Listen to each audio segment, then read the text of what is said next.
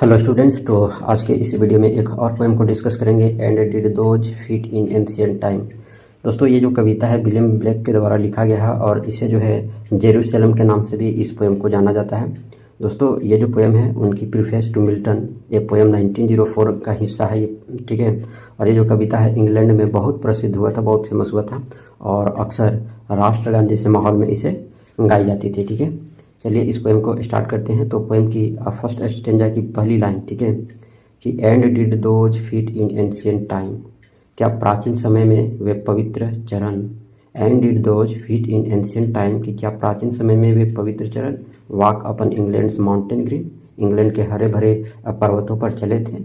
And was the holy lamb of God, और क्या भगवान का पवित्र मेमना Jesus Christ on England's pleasant pastures seen, कि इंग्लैंड की मनोहर है ना घास भूसियों पर देखा था।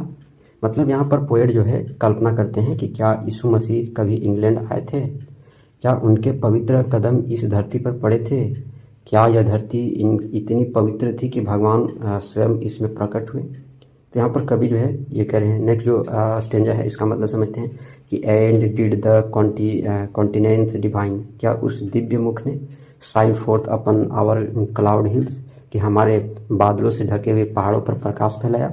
And was Jerusalem builded here, क्या जेरूशलम है ना जैसे स्वर्ग जैसा शहर होता है यहाँ बनाया गया था। Among this dark Stenik mills, कि इस अंधकार में शैतानी मिलों के बीच। तो मतलब यहाँ पर कभी जो है आश्चर्यचकित हो रहे हैं और ये प्रश्न एक तरह से कर रहे हैं कि क्या दिव्यता ने कभी इस धरती को छुआ था, और क्या यहाँ पर जेरूशलम एक आदर्श धार्मिक की स्थापना हुई थी। क्या जेरूशलम की यहाँ स्थापना हुई थी, लेकिन अब यह जो जगह है ना, अब ये जो डर्टीनेस, ये डर्टी लैंड बन गया है, ठीक है, प्रदूषित हो गया है। तो ये सभी से ये क्या हो गया, लैंड पूरा भरा पड़ा है, ठीक है। नेक्स्ट जो स्टेंजा इसका मतलब समझते हैं कि ब्रिंग मी माई बो ऑफ बर्निंग गोल्ड, कि मुझे मेरा सुनहरा जलता हुआ धनुष दो। Bring me my arrows of desire, कि मेरी इच्छाओं के तीर दो। ब्रिंग मी माई स्पीयर ओ क्लाउड अनफोल्ड, कि मेरा भाला दो, हे बादलों हट जाओ। Bring me my chariot of fire, कि मुझे मेरी अग्नि रथ दो। मतलब कभी यहाँ जो है युद्ध की तैयारी कर रहे हैं, ठीक है, लेकिन यह युद्ध मानसिक और आत्मिक युद्ध है। बुराई और अन्याय के खिलाफ लड़ाई। धनुष, तीर, भाला और रथ जो है इसके सिंबल हैं किसके, जोश के, संकल्प के और आंतरिक जो पावर होती है ना, इंटरनल पावर, उसकी ये सब क्या है, सिंबल है यहाँ पर। बात समझ में आया। नेक्स्ट जो स्टेंजा इसका मतलब समझते हैं कि I will not cease from mental fight, कि मैं मानसिक संघर्ष से पीछे नहीं हटूंगा। Not sell my sword asleep in my hand, नहीं मेरी तलवार मेरे हाथ में निष्क्रिय रहेगी।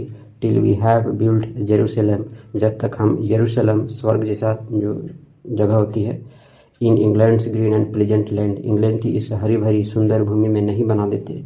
मतलब कभी यहाँ पर प्रॉमिस कर रहे हैं कि वह तब तक स्ट्रगल करता रहेगा जब तक इंग्लैंड को है ना स्वर्ग जैसे जो है स्थान में बना दे, ठीक है, जहाँ पर जो है रिलीजियसनेस है, नैतिकता और जो है न्याय है, ये सभी ठीक नहीं हो जाता तब तक ये क्या करेंगे, संघर्ष करते रहेंगे, ठीक है।